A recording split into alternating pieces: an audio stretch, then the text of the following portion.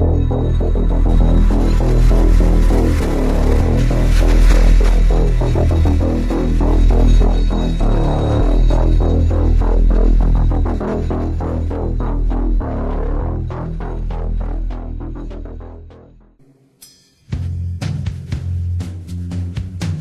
name is Nassine Saps. Let me ask you a question. Has anything ever happened to you that you couldn't explain? That made you feel sort of foolish when you tried to tell somebody about it? Well, if it has, you have plenty of company, as you'll soon see. She was the Mata Hari of the Caribbean. She was at the center of assassination attempts, bungled spy missions, and controversial global intrigue.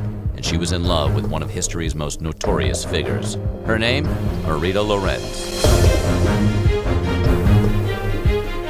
During her 25 years as a spy and informant, Lorenz lived a shocking life full of adventure that would put James Bond to shame. She came across dictators, gangsters, and killers, and she had affairs with many of her targets, including Cuban leader and Beard Club member Fidel Castro. Are all of these stories fully accurate? Can truth really be this much stranger than fiction? See if you can figure out yourself as we dive into the history of Marita Lorenz.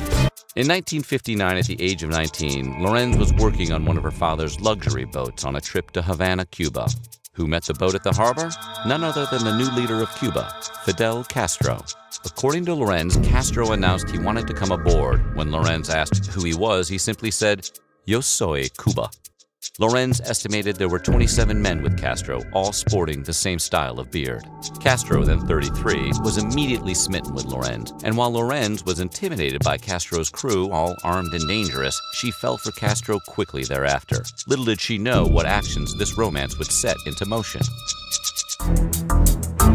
Later that year, Lorenz claims she became pregnant by Castro. In October, she was 7 months pregnant, ready to deliver her and Castro's first child. But circumstances changed. She was slipped a drug in a glass of milk, waking up hours later in a hospital bed. When she awoke, the commander of the Cuban army told her the baby had been taken away because of Fidel's enemies. Castro himself was nowhere to be found. She was then given an injection and taken back to a Havana hotel room. While some historians doubt Lorenz was ever impregnated by Castro. I'm not going to say that Justin Trudeau cheated on Sophie Gregoire Trudeau while they were married, but there are rumors circulating that Melanie Joly was Justin Trudeau's doll. I mean, there's a lot of photos to back up that evidence, and if one were to make that claim, I think a lot of people actually do agree with that. Well, the Honourable Minister for Foreign Affairs. Thank you, Mr. Speaker. Our position when it comes to arms export G.I. Jolie. Absolutely clear. Now, when it comes to what is happening in the Middle East, we've been clear. The violence must stop.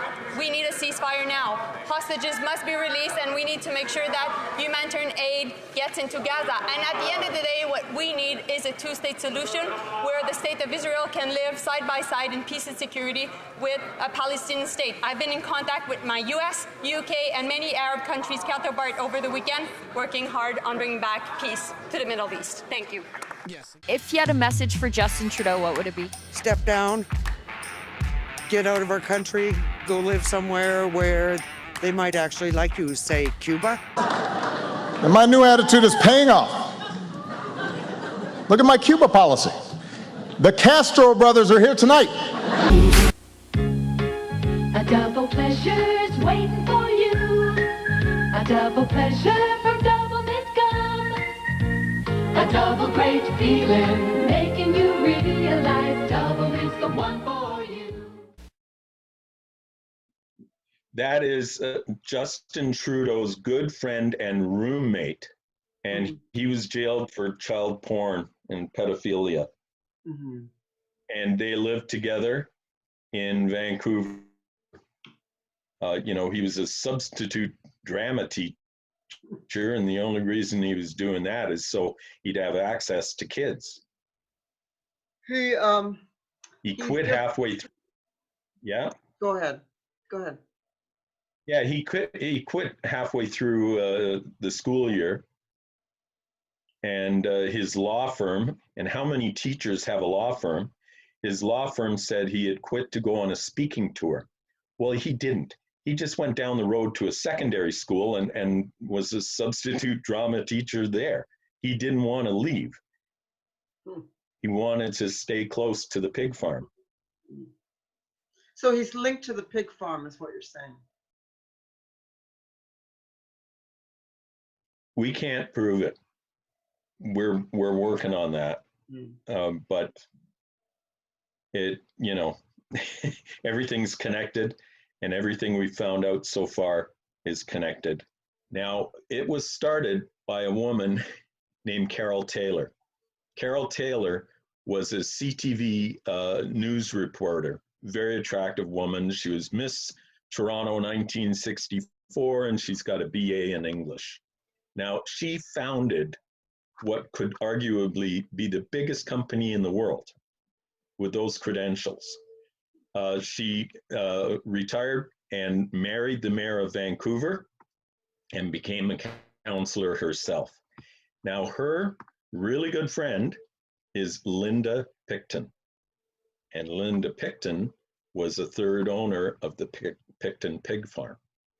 Now, what they did was they got that pig farm, which is well over 100 acres, rezoned as residential, which is against BC law. And then they sold it and made millions and millions of dollars. But they kept 6.5 acres. And that 6.5 acres had a huge barn on it, and it had a butchery and some other buildings. And that's where that is the infamous pig farm. Now, Linda Pickton, good friends with Carol Taylor, who starts BCIMC, biggest company in the world. Now, the goings on at that pig farm, where these young women were murdered and tortured, were all videoed. And they were videoed without the knowledge of the people that were there. And some very high level people were there. There was a tunnel.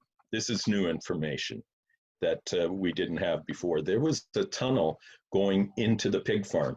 So people, high level, maybe famous people, would park in a hidden spot and take a tunnel to the pig farm, so they wouldn't be connected. They didn't know they were being videoed. There's also a book, and it has all the names of the big shots that went to the pig farm. Now, they were being videoed by a company called Greek Life Films. And Greek Life Films was owned by Frank Giustra. Frank Giustra then went on to start Lionsgate. Do you know this part? Yes, that's a big movie company. And of course, Frank Giustra is one of the biggest donors to the Clinton Foundation. The Pickton stuff was really unsettling, disturbing, because, well, Elizabeth wanted to be real close on hand to me, because everybody wanted to look at me, talk to me, and I was like focused on with the spotlight there at this place, because I did these songs and different money-making ideas for different people. So she always wanted to be around me to get in on the spotlight. She's like that. She's like a camera ham for all the celebrities that are there. So she was always around me. Now, the thing is, she said to strengthen my mind, she wanted me to watch all of the Pickton murders. And they had a camera in the corner of the room where he did these murders. The thing was, he would walk a woman, the hooker, over to a painting on the wall facing that way and say, do you like this painting? My brother painted it for me. Put his arm around the woman, and with his other hand, he'd reach in back of his pants and pull out a ball peen hammer and smack her right in the back of the head. And that was it. And almost had to give her like 2 or 3 or something. And one time, one of the hookers got him. I'll tell you about that some other time or something, but he got them all. He said, I asked him one time at the cloning station, because they would bring him there and ask him what it was like and everything, and like he was a celebrity or something. It was weird, like, and they're all trying to act evil, like they're vampires or something. And he would talk and stuff, and I asked him, they asked me if I had any questions for him. I said, why a ball peen hammer? And he said, well, normal hammer has a claw on it, carpenter's hammer, and if I had to do a second strike, the claw might get hooked on somebody's clothing, one of the girls' clothing, and it might, when on my drawback, it might hook on, then he's ruined, because he was just a skinny old man. And yeah, but Elizabeth used to make me watch them. They have 2 big screens at the cloning station over the stands, one on either side, right, so that people can, in the stands, can look both ways. Well, a lot of people can't watch them. A lot of people want to act evil so they'll feel safe there, because the more evil that you are, the more they're going to leave you alone. So there's people, man, they psych themselves into believing that they're evil too, just so that they'll feel safe, because they've seen these lizards and people getting tortured and killed, and they don't want any badness on them, so they try to act even more evil than the other people that are there. Now, I don't know if you picked up on our work on the pig farm up in British Columbia, but from the period 1996 to 2002, between 60 and 100 prostitutes were taken from the downtown east side, primarily First Nations people, many with arrests and drug problems, exceedingly poor, taken out to the pig farm and slaughtered in front of an audience of up to 1,700 people. Oh my God. And I hate to say this, in some cases eaten at cannibal feasts. Trudeau's character remains a mystery, and what exists in his underbelly remains unknown. But one thing is certain: the mere mention of Pickton Farm causes Trudeau to perspire. A Canadian parliamentarian is apologizing after a standing ovation was given to a 98-year-old veteran allegedly belonging to a Nazi division in World War II. The blunder took place during Ukrainian President Volodymyr Zelensky's visit to the country and address to Canada's House of Commons. Veteran Yaroslav Hunka, quote, stood and appeared to salute when he was recognized by House Speaker Anthony Rota, who introduced Hunka as a Canadian-Ukrainian war hero. We have here in the chamber today Ukrainian-Canadian world veteran from the Second World War who fought the Ukrainian independence against the Russians and continues to support the troops today, even at his age of 98.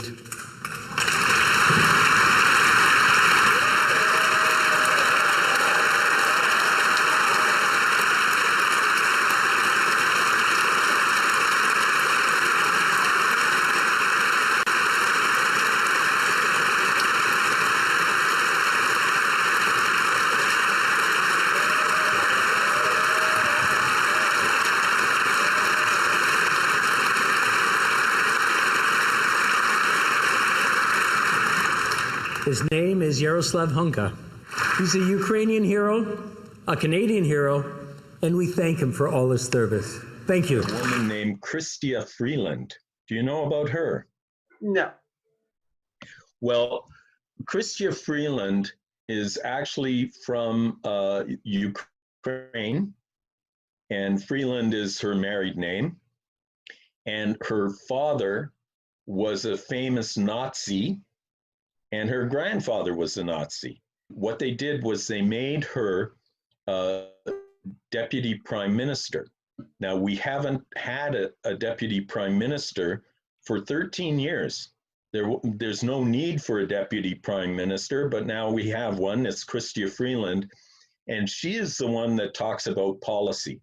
She is the one that comes and talks about what's going on in the government. As you can see in the clip, Rota's words received a lengthy applause and lots of waving from the floor, including from Zelensky and Canadian Prime Minister Justin Trudeau. Yesterday, Jewish groups condemned the honoring of Hunka, saying he had been a member of the Waffen-SS unit, which was comprised of Ukrainians, according to the Washington Post. Heinrich Himmler, who was a leading member of the Nazi Party in Germany, formed the Waffen-SS. The group was involved with mass shootings, anti-partisan warfare, and supplying guards for Nazi concentration camps. Rota apologized yesterday for what occurred on Friday, writing in a statement, quote, "I recognize an individual in the gallery I have subsequently become aware of more information which causes me to regret my decision to do so.